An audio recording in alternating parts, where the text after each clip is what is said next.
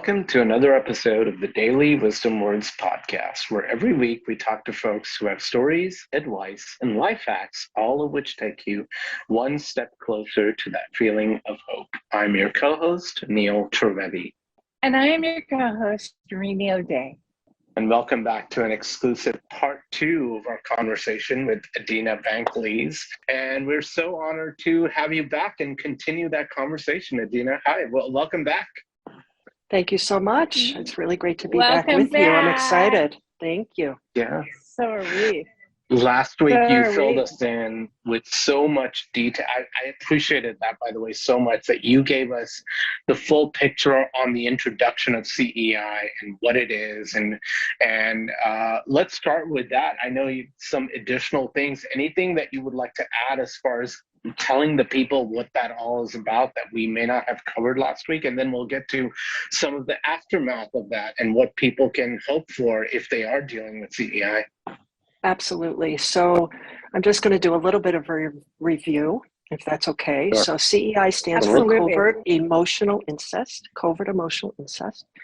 And that means that a child is used as a substitute or surrogate spouse for one or both of their parents.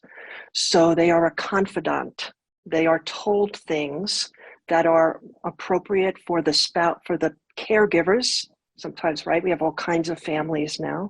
So we say that's appropriate for the caregivers to share with each other and or get outside professional or peer support, but they go to their children.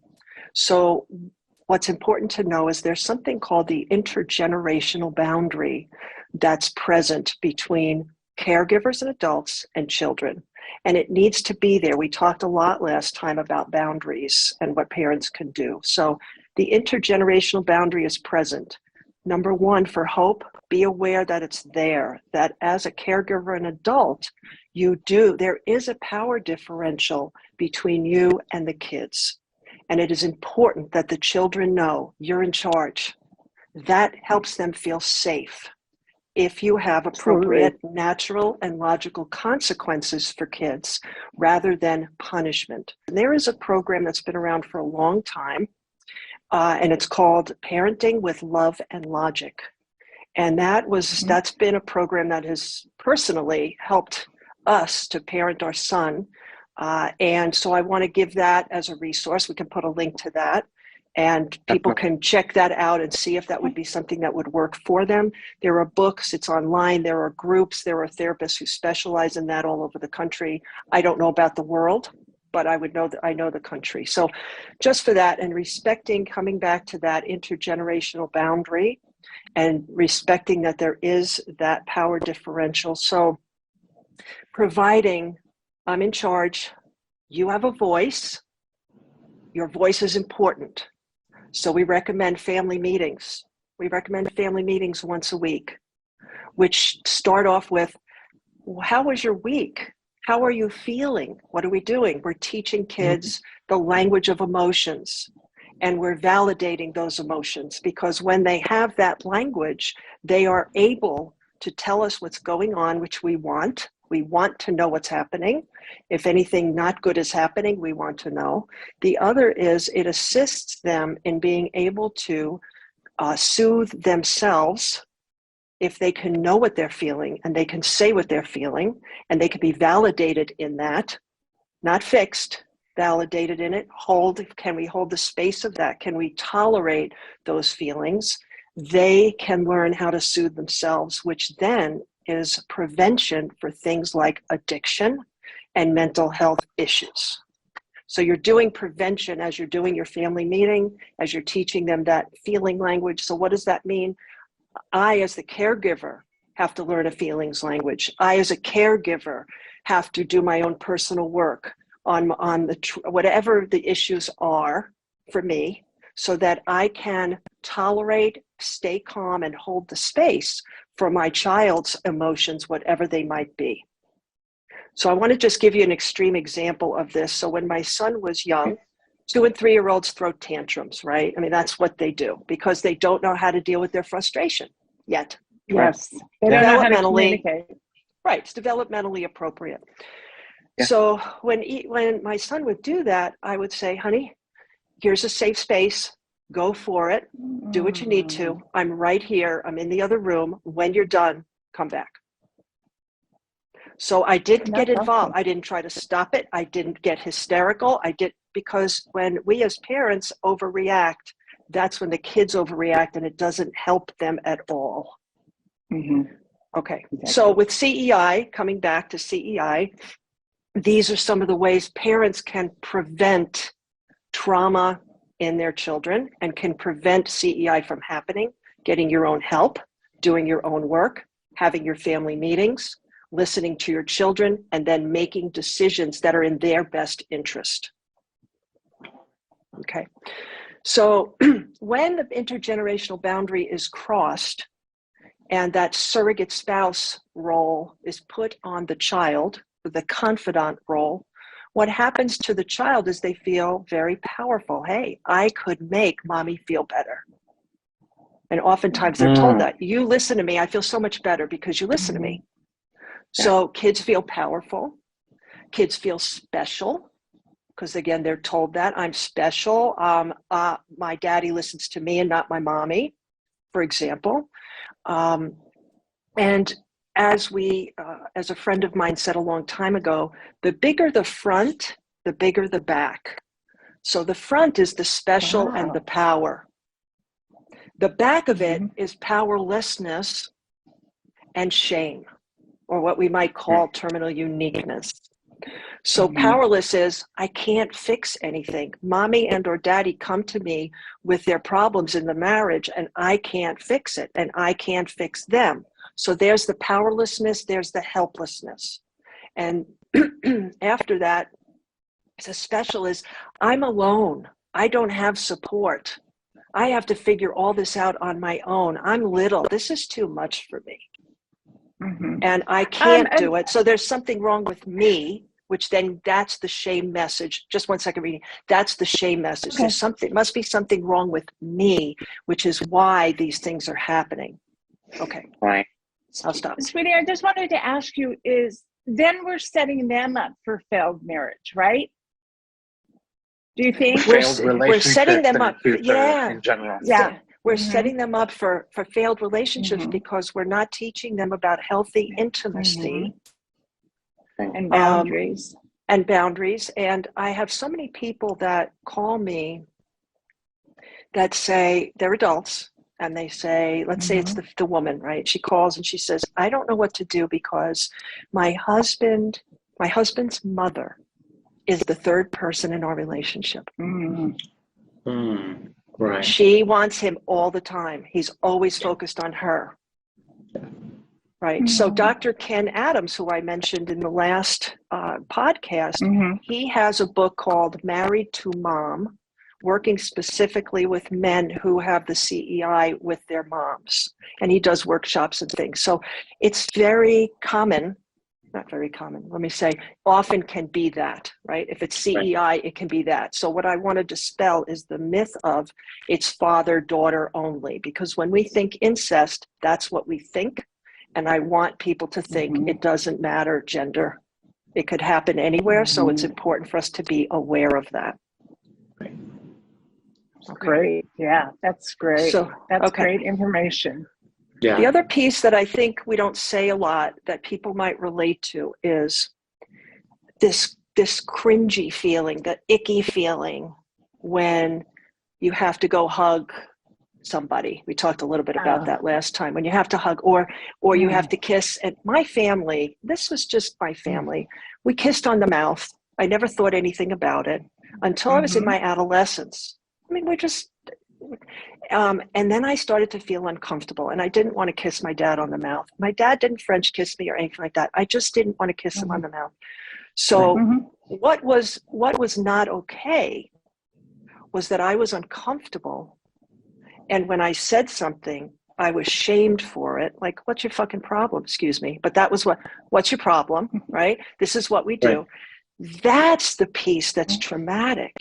Absolutely. Does this make sense? Yes. Absolutely. Oh yes, my God. definitely. I 100%. can remember not wanting to kiss uncles or, cousins and stuff like that. Just like, I was always like running off. See ya. Wouldn't want to be ya. Yeah. And that's a very healthy response, right? That's your flight response. When something is not okay and your boundaries are being violated, your nervous system is taking good care of you. So if you can get out of there, great. Sometimes you can't, you're forced to. Sometimes it's a hug that's too long and it starts feeling icky. This is the stuff I want people paying attention to. This is the stuff that's not so overt. And people will say, well, there's something wrong with me. It was really okay. Why am I feeling like this? No. Yeah. Respect what you're feeling and be able to say it and take care of you. Kids, we can't do that. Yeah. We want to support them in doing that. We want to teach them that they can say no about their bodies. I mean, how important is that? That's amazing. And I taught my kids. Crucial. Yeah. I taught my kids that you have a second brain and it will kick in, like you'll get the hairs on the back. What is it called? When you intuition, when you feel like something. Intuition. Intuition. I go, the hairs on the back of your neck will stick up or your stomach will be queasy. And that's telling you something's not right here.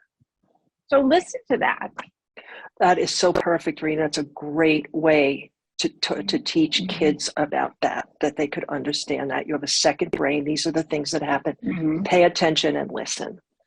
And then when they come to us with that, when they come to us, even when it's about us, how critical it is for us to listen, for us to say, well, it makes total sense that you feel that way. Okay, so what do we need to do to take care of this? And then problem solve. There was a client of mine a long time ago who came to me with a lot of signs and symptoms of physical sexual abuse. And so we talked about her family of origin and growing up in her home. And she talked about her father, who made peepholes in every room of their home so that he could watch his wife and his 5 daughters whenever he felt like it. Oh, wow. Okay. Yeah. So what she said to me was, he sexually molested my sister, but he never touched me. So I don't understand why I have all these issues. So number one, she felt like she couldn't protect her sister. And that happens so many times that people experience that guilt. I couldn't protect them.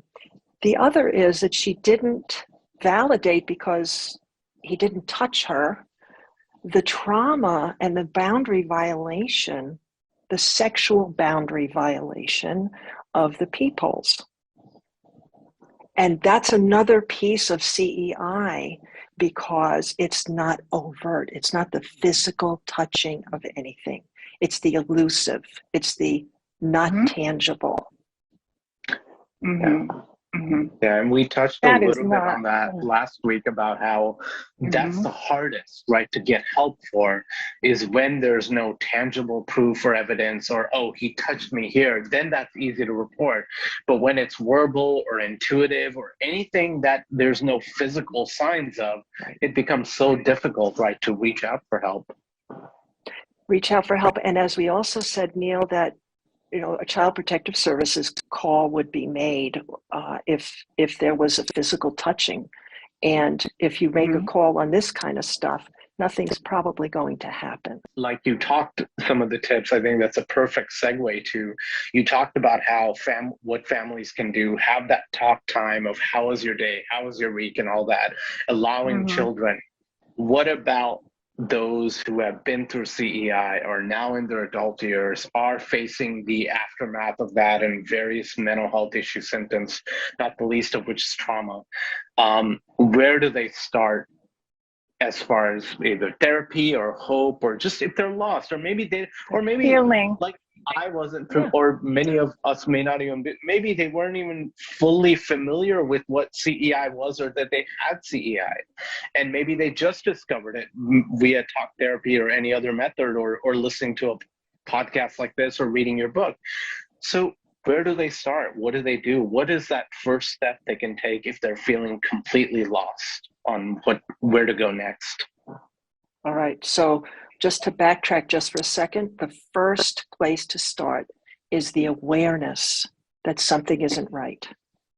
Right. And that you're asking for help. So you're listening to this podcast, you're looking up on the internet, you're, or you're asking friends, or you go to a professional. So the awareness and asking for help of any kind is your first step to healing and the first hope. So you do not have to do this alone. Even if it happened 20, 25 years ago, it's still there. So, yeah. Yes, absolutely. And Bessel van der Kolk, who is one of the premier psychiatrists and researchers in post-traumatic stress disorder, he wrote a book. It's been on the bestseller list for a long time. It's called The Body Keeps the Score. So what he says, trauma is processed and stored in your body and in the parts of the brain. We talked about this last time, the limbic system, middle, brain stem, the fight response. And so it doesn't matter how long ago it happened, it is in your body. And it is critically important that somatic or body modalities are utilized to be able to heal trauma, to release that from your body. And there are many different forms of therapy now that focus on the body and the nervous system to regulate your nervous system. When regulate means be able to tolerate emotions and stay present in the right now so that you can think and feel at the same time. That you're not so anxious that you're off the charts, or you're not so depressed that you're numb and shut down. We want something in the middle, right? So the awareness, the asking for help, no matter when it happened, as we said. I want to say a few of the modalities that people can be looking up and researching. So one is called EMDR. It's eye movement desensitization and reprocessing. Don't get caught up on the long words and the big name. Don't get caught up in that. EMDR. The research is showing of EMDR that it is extremely powerful in PTSD, depression, anxiety. So to look that up, and they have on the EMDR.com, they have Find a Therapist. You can always find a certified EMDR person in your area. They're all over the world. Now they're doing telehealth. They're doing EMDR virtually, and people are getting trained on how to do that. So if you're not able to get into an office, you can still get help. So that's one modality. Another modality is called somatic experiencing, and it was developed by Peter Levine, Dr. Peter Levine. So bottom line for somatic experiencing is he studied animals in the animal kingdom about their fight-flight response, and he works with the nervous system again, not many words at all. It's not about you telling your story. It's about you paying attention to what's happening in your body so that you can, what's called pendulate, which means I can go into some difficult feeling and I can come out of it and go to some good stuff. And I can go in and I can come out. So I don't get stuck, because people get stuck. That's right? Okay. So I'd say another two modalities. Another modality is called sensory motor psychotherapy. And that is also paying attention to the body and the nervous system. And that was developed by Pat Ogden. So that's something else people can look up. A model that, as we talked about last time, psychodrama is somatic, and internal family systems therapy is a model that has really been helpful to me. That and psychodrama has been very helpful. So internal family systems therapy was started by Dr. Richard Schwartz. People can look that up. And basically what it is accepting that normal human personality development is that we all have parts to us. Right? There's a part of me that's really excited to be with you here. And I have to admit, there's a part of me that would like to be traveling in Ireland right now. Oh, I'm going with you. All three of us. That makes three of us, by the way. Yeah. Right. So there's a part of me this, there's a part of me this. So to have many different parts is normal. People think, parts, that somebody has multiple personalities. No. We all have parts. Yeah. Depending on how early our trauma was, depending on how consistent it was, how severe it was. I'm talking starting in utero. We said last time 0 to 4 or 5, right? Yes. So if I have that trauma significant 0, 4 to 5, the only mechanism my brain has to cope with that is called dissociation or splitting off.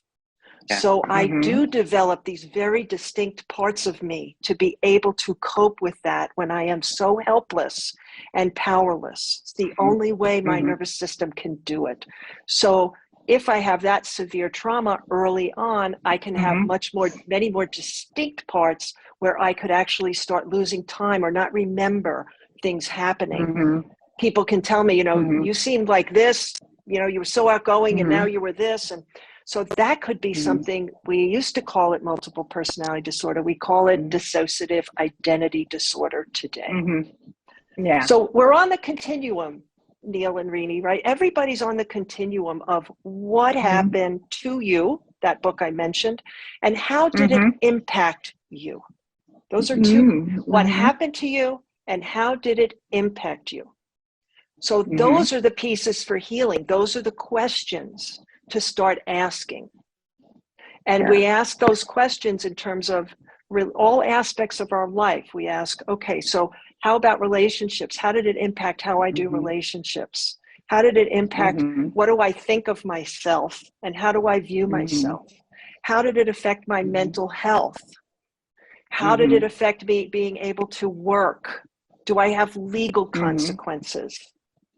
How did it affect my spiritual life? What does that mean? And I'll get to that in a little bit. So we look at all areas of our life. So when people can start to identify that, that is a big piece of the healing. So that's awareness and asking for help. Okay. The next piece is about boundaries. Important. So I never heard the word boundary before I was 26 years old. Right. No, never heard that word. Never. And the piece that was so sad to me and yet really helpful for my family system was when I started to do this work about boundaries and start to talk about and set boundaries. My parents, and verbalize this very strongly, we feel like you don't love us anymore. You're hostile. They took it very personally. And I have to say, when I first started setting boundaries, I probably was stern, and because I didn't have practice in it. And I was scared. And when I'm scared, I can come off pretty cold and angry. And what's underneath is fear. So, but in the family system, the boundaries meant I don't love you. Yeah. So there was a lot of teaching about, I do love you. That's why I have these boundaries. You know what? I was going to mention something that we were talking about a little bit earlier about in utero and how whatever a mother feels, the baby feels. And my niece is pregnant. She's so cute. And, if you laugh, your baby will learn to laugh in utero. Your baby will laugh. Yeah. So, I mean, we need to lighten up, people, is what it basically is. and boundaries. Always. Right. Boundaries. And so I want to give you a definition of a boundary, because people say, well, what the heck is that, right? So a boundary, you go to the dictionary, it's a border or limit. It's a border or limit. So what we teach is that your motive for a boundary, if you're going to set a boundary, you check your motive. If your motive is self-care, this is to take care of me, then it's a boundary, okay? And you're setting a border or a limit. If it is to change somebody's behavior, if it is to threaten, give an ultimatum, okay, it is not a boundary. It's a threat, and it will not work. No. So, right, for parenting in particular, if I'm going to set a limit with my kid, no, it's not okay that you talk to me that way, for example, and they do it, and I don't have natural logical consequences. I'll give you an example. So when my son was an adolescent, he knew it was important to me that I get a card and an acknowledgement on my birthday. Very simple. And my birthday came around and I didn't get anything. And so I told him, I said, I'm really hurt because I let you know. And it was like the first year it didn't happen. I said, I just want you to know I'm really hurt. And he heard me. And then like 5 minutes after, he said, Mom, would you drive me to so-and-so's house? And I said, you know what, Ian? I'm really not feeling like doing anything nice for you right now. Mm-hmm. No, Perfect. You need to find another way to get there. That's what I'm talking about, natural logical consequences. And I was calm and I was able to do that. There are times when it's very hard to stay calm, but I was able to do it and just say it like that. Don't respond to anger with anger, ever. Right. Ever. Yeah. You're not going to win the power struggle, right? You're not going to win. No. Yeah. So, no. Walk off the doesn't field. work. We as human beings, we all try to win that struggle, but it doesn't work. No, but if you look at the person that's angry at you and you just look at them for, a few seconds and you go, are you okay? That's when you win. Because then they step back and go, why am I so angry? There was in the 80s, there was a saying of, it's never too late to have a happy childhood. And so what can we do is we can channel that, because those parts of us, those young children are still in us, right? They're still in our cells and in our bodies. They live in us forever. So how can we unburden them? Those are terms from IFS, Internal Family Systems. How can we unburden them so that they can play and be free and spontaneous the way that they're supposed to be? That's the healing. That's where, that's where we go to. So to find the joyful moments, even when there's grief, there can still be joyful moments. There's a psychologist named Rick Hansen, and he is a Buddhist psychologist. He wrote a very famous book called Buddha's Brain. And he also wrote a book called Hardwiring Happiness. And what he said, very simple, right? Very simple.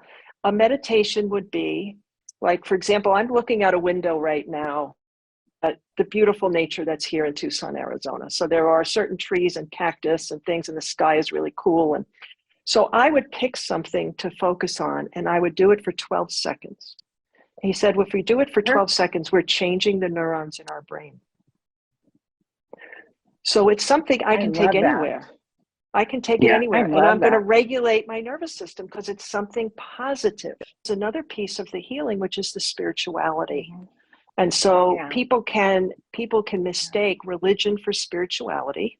Exactly. And that's not, you can have spirituality in religion, but religion is not necessarily spirituality. So I encourage people to look up definitions of that and come to their own belief system about what spirituality is. I talk about it in the book. There's a chapter about spirituality.